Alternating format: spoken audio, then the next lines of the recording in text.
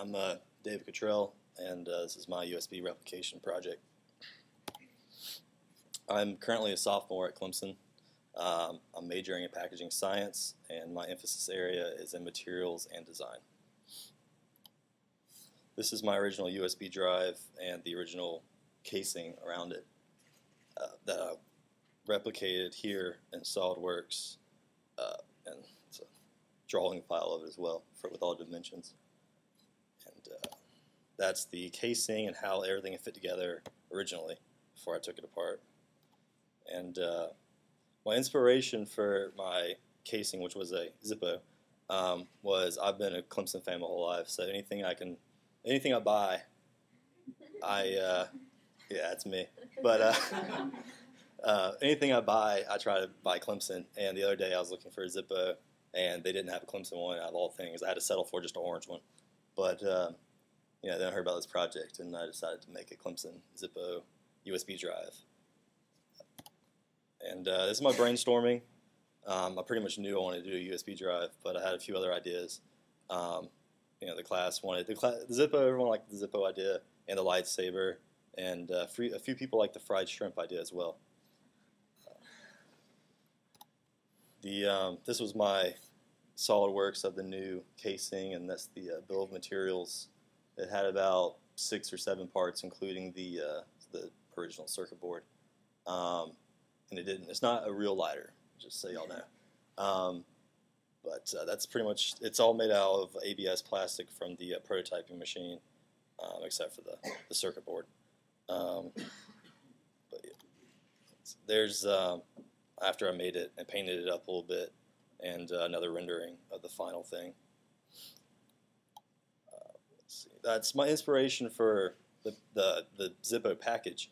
Since I bought a Zippo, I wanted to keep everything very similar to what you would buy in the store. And I like themes a lot, so I was going to try to keep it a theme. And of course, being a Clemson fan, I put a Clemson Paul and Photoshopped that in there to make it look really cool. That's my final package graphics, and if you have a Zippo box, that's pretty much what it looks like. You ever take a little bit of graphics. That's my insert, which holds it in place so that when it's shipping or whatever, it won't slide around, and keeps the package tight. Then that's my flow chart, how everything fits together. You have the primary package, which has the insert and the actual Zippo in it, the USB, and then you have about 30 in a secondary package. This is Cape Pack, and my cube efficiency was 82.2%, and my area efficiency was 91.4%, and ended up being 208 secondary packages on one pallet, which if you multiply that times 30, that's how many Zippos are in there. So it's pretty crazy. And then that's my truckload, which is a lot of USB drives. But the truck area used was 94.3%. There's 60 pallets and 12,480 USB secondary packages. My favorite part of this class was all the new software I got to learn, because I didn't know anything going into here, besides Word and all that stuff. But SolidWorks and Photoshop were my favorite software.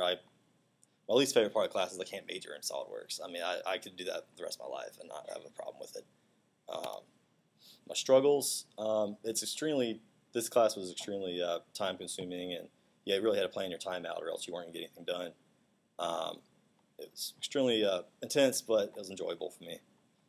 And the most interesting was learning the Photoshop for me, because I'm getting into photography. I'm a basic photographer, not that good yet, but I'm working on it. So learning Photoshop will help me a lot in the end when I actually get it for myself.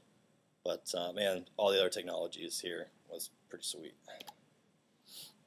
From this class, I've taken away an extensive, in-depth knowledge of the major software used in the packaging industry, which would not have been possible without the technology and faculty of Clemson University. It's a mouthful. And this is a tribute to Mr. Moore right here. If y'all have had his class, you would know what I'm talking about.